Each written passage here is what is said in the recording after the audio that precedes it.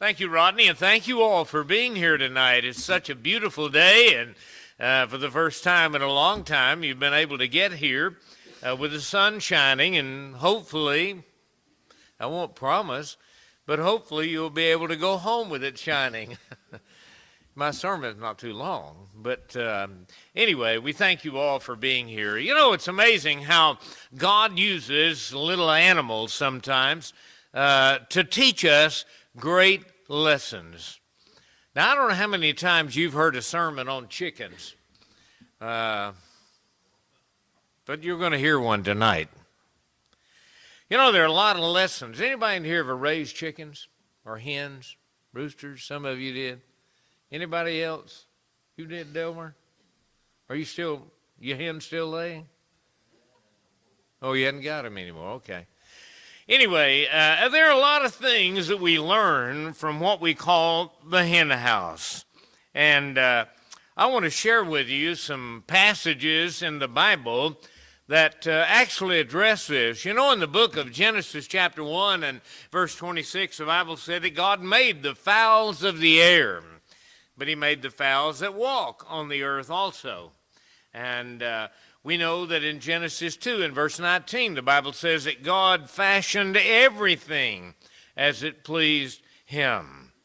On one occasion, when Jesus was really talking about the children of Israel and how they had departed from God, in Matthew 23:37, he said, O Jerusalem, Jerusalem, thou that killest the prophets and stone them which are sent unto thee, how oft would I have gathered thy children together, even as a hen gathers her brood under her wings, but you would not. Now, I guess if Jesus can preach a sermon on the fowls of the earth, then it's appropriate perhaps for me to do the same. There are numerous, actually, references found in the Bible. I mentioned a couple of those a moment ago, but there actually are a lot of them. One thing I remember, and certainly when I read the Bible, understand that the Lord cares all about us, just like a hen cares about her brood. The Bible says to cast all of your cares on him, for he cares for you, 1 Peter 5 and verse 7. Well, let's talk about the lessons that we learn from the hen house. Number one is the fact that chickens are formed differently. Did you know that? They are. No chicken is alike, believe it or not. And, you know, we always talk about human DNA. Do you know that even chickens have DNA also? Animals do. God made them, and they're all different. They may look a lot alike, just like human beings do. They may resemble one another, but they are different. There are what we call bantam chickens, and when I was growing up as a young boy, we had a lot of bantam chickens. They're much prettier than most chickens that you would talk about. But anyway, especially the roosters, a lot of people fight roosters and that sort of thing. That's not what I'm talking about tonight. And, you know, but chickens lay eggs. They do a lot of things. But as I said, human beings are different. You will never find a human being to match someone that you know. They're all different. For who maketh thee to differ from one another? Now, Paul asks this question in the book of 1 Corinthians 4:7. But he's not asking it really for information. He's simply making this question or presenting this question as a means of getting you to stop and think about it. It really is a statement in one way. Who makes you to differ from one another? God does. He's the one that fashioned you and made you. Our DNA is different. But now, one thing you need to know also, and one thing you learn from the hen house, is that there are many different types of chicken. Do you know that there are over 170 different species, actually, of chickens? Isn't it amazing when you stop and think about it? There are those which we actually call the Plymouth Rock or the Rhode Island Red. How many of you have ever seen what we call Dominecker chickens? Anybody ever seen those? Yeah. There are all kinds of them, really.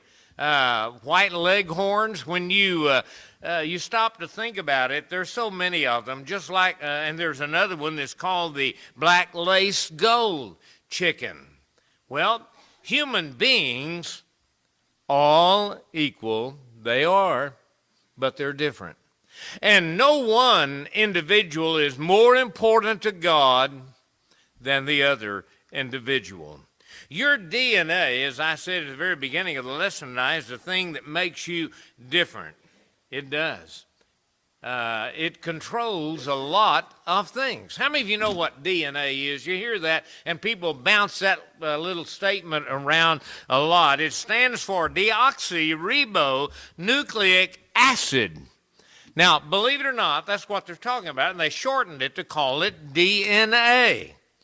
But it is the very thing that God placed in your body that makes you different from everybody else. It is from this molecular structure that we are different and that we are created in the express image of our Father who is in heaven. Genesis chapter 1. Now, when I think about the hen house and I think about chickens, I've noticed that there are different types, but they have the same nature. Now, this is amazing to me. Those of you that have had chickens know what I'm talking about. That they are different, but they are the same when it comes to nature. You know, chickens are born and they grow up just like individuals do. You grew up. You don't look the same now that you did when you were 10 years old, or even when you were a teenager, or even when you were 70. But humanity has a sinful nature.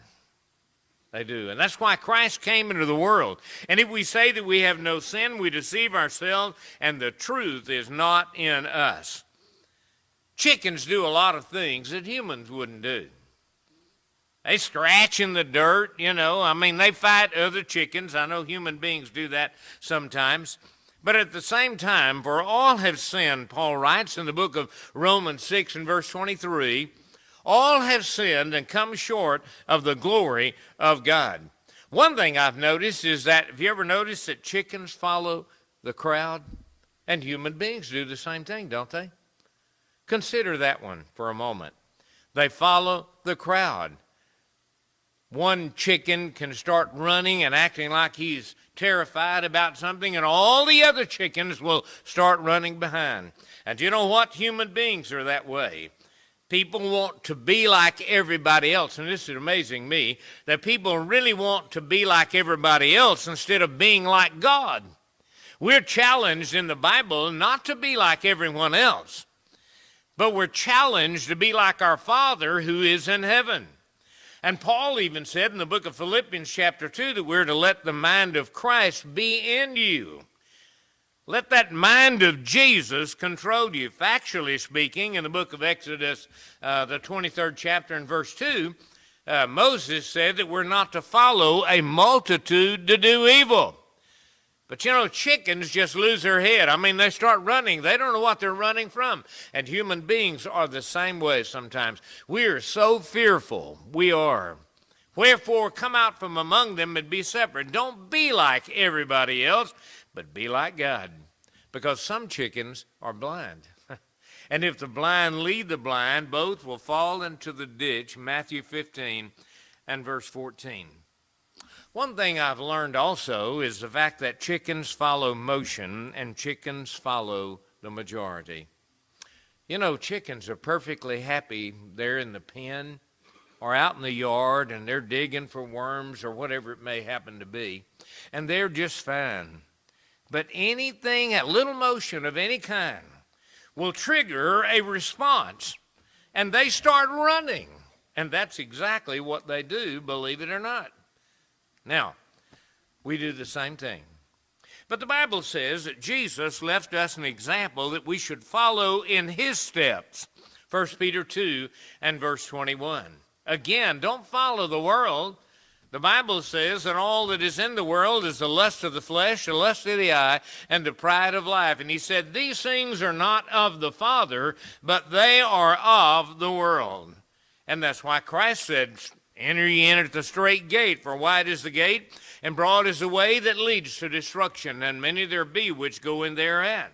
Because strait is the gate, and narrow is the way which leads unto life, and few there be that find it. Matthew chapter 7. Factually speaking, again, we're warned not to follow the evil things of the world. But you know what? For some reason or another, people have that tendency, and chickens do too, to follow another chicken. We're to follow that which is good, 1 Thessalonians 5 and verse 15. Now, let me focus in on something here that really is important. Have you ever seen chickens fight on their own? You ever seen that before? I've seen it a lot of times. They fight. I went out one time when I was a young boy and to feed the chickens, and for some reason or another, we had a big white leghorn chicken. And that thing came up to the back of my leg and tried to spur me. And from that moment on, we were singing Precious Memories. And we had fried chicken for lunch. Now, but they fight over little things. People fight roosters, as I told you about a while ago, but a lot of times they just fight on their own. Sometimes we fight over little, trivial, mundane things, don't we? They fight over food, and they fight over things that are shiny. You could throw a coin out there, and those chickens would be trying to get it because that is their nature. The Bible says all the labor of a man is for his mouth, and yet appetite is not filled. Do you ever notice that, how people are sometimes? People are not satisfied with anything. They're not. Ecclesiastes 6 and verse 7. And so people fight over money. People fight over things, material objects, which you're going to leave right here one of these days. The Bible says, love not the world, neither the things that are in the world. So many people are so wrapped up with the world, and I thought your sign was great this week, Dwight, that we are so focused actually on this world that we may end up missing the opportunity to go to heaven. There's another thing here, and that is chickens frighten easily. Now, I mentioned to you a while ago they frighten, but sometimes they frighten very easily. I mean, nothing could be chasing them, nothing could be bothering them, but sometimes they frighten very easily, and we are the same way. That's why God says to us over and over in the Holy Scriptures, fear not, fear not. Now I see Jim Reichert sitting out there. Jim could probably tell you a whole lot more about chickens than I could. But I know one thing, the wicked flee when no man is pursuing. Get that picture. They're just running. They don't know why they're running, but they're just running. Proverbs 28 and verse 1. But God had not given us the spirit of fear, but of love and of a sound mind. 2 Timothy chapter 1 and verse 7. You know what the word chicken actually means? Yellow. You ever been called chicken before? Anybody in here? Yeah. That's what they call one another, chicken. They dare one another to do certain things, and if they don't do it, they call them chicken, and the word chicken just simply means coward. And that's not by mistake that is the definition of the word chicken. Chickens are afraid of other chickens. If I were to ask you a question tonight, does fear have its grip on you? You could be fearful tonight sitting here in the house of God, but right now there are so many fears that are going on in your life that you can't even worship God acceptably because you're fearful of what might happen tomorrow. You're fearful of what might happen in the night or maybe next week or next month, next year, whatever. We become so fearful over little trivial things. Here's another one. Do you know that chickens do not like challenges? They don't. Some people face challenges that seem too big for them. And, many times in our life, people don't like challenges either. God really challenges us to get on the right track, to go to heaven. And if we don't, we're going to be lost in the devil's hell. Now, that's what God actually says. People are challenged sometimes to go and worship God. I challenge you all the time. I tell people we ought to be in the house of God. We ought to be glorifying God.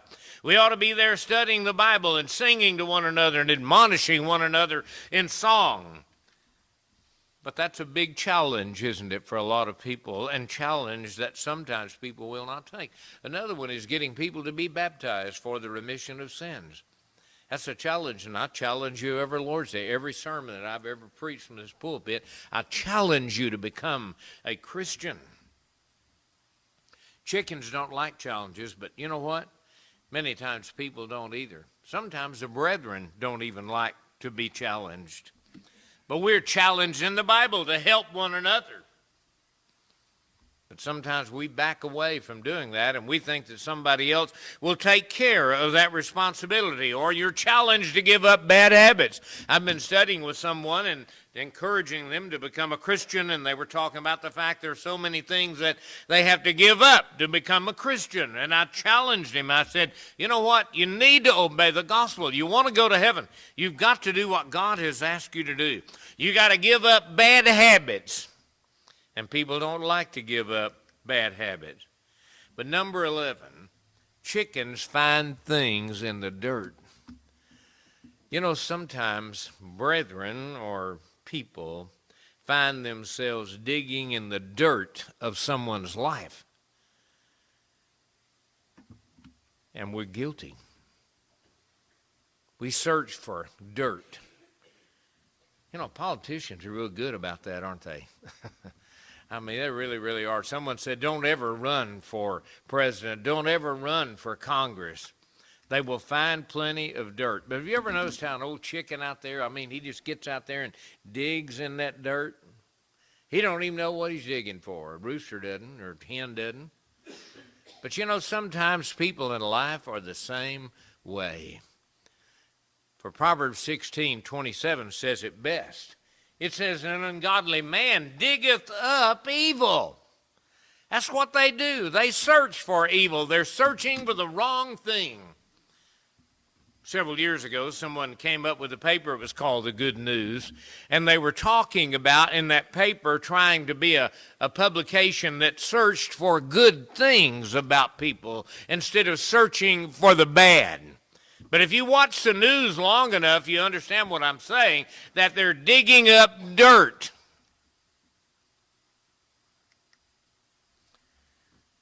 What about some people being busybodies? It's not by accident that Paul would write in 2 Thessalonians 3 and verse 11, do not be as a busybody. Sometimes we get busy doing the wrong things. And that's exactly what he's talking about. Spreading gossip, saying things they ought not to say. Consider yourself, lest you also be tempted. And then in 1 Peter 4 and 15, he just simply says, may none of you suffer as a busybody. I don't know about you. Most people have enough issues in their life. They could just take care of their own. They didn't have to worry about everybody else's life and what they were doing. But chickens are helpless against predators. I'll get to number 40 here in a minute. No, we're not going to go that far. But chickens are helpless against predators. How many of you ever had a dog that chased your chickens? Anybody? We did. And believe it or not, it was the Baptist preacher's dog, of all things. And he chased our chickens. They ran loose. And the dog would even eat the eggs. And I have to confess to you tonight something that I did a number of years ago that I probably should have told then. That preacher's dog was something else. He would chase our chickens all over the neighborhood. So one day, my brother and I, Johnny, who was 2 years younger than me, he was a little bit more mischievous than me. We caught that dog one day. We saw a skunk go up a culvert. And my brother stood on the other end with a board there.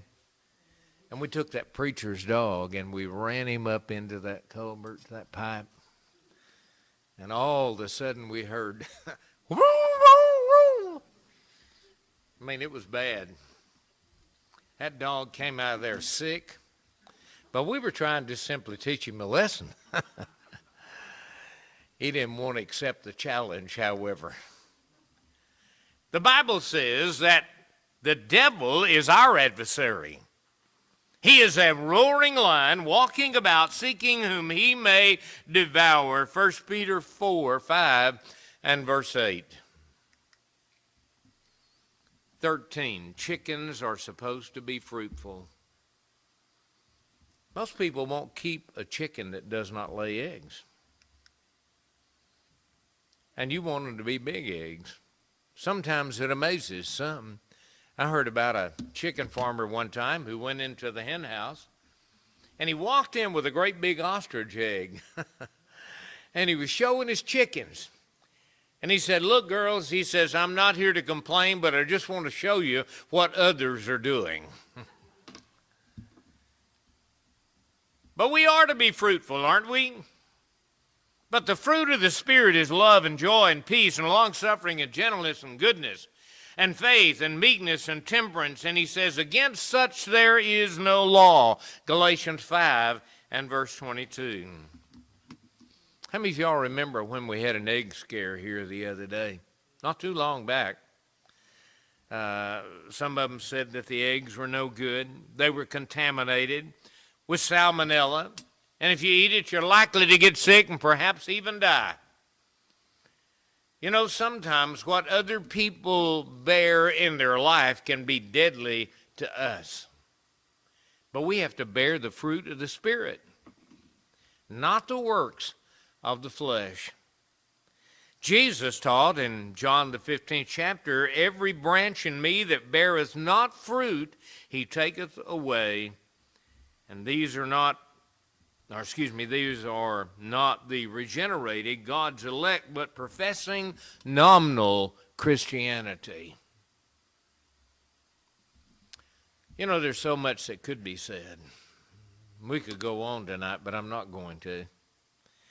But I know one thing, that you can learn a lot from little animals. And God created them for the purpose, not only of our consumption, but to help us learn. A while back I did a number of sermons actually on Sunday night on various animals and how God could use those, a talking donkey of all things. Remember that one? Little conies, little rabbits running around. God teaches us a lot about life. Jesus said, he that believeth and is baptized shall be saved. That is a great challenge. And unfortunately, it is a challenge that a lot of people will not make. And that's a sad thing, isn't it? For Jesus said that we're not to follow the world. We're not to follow each other, but we are to follow him.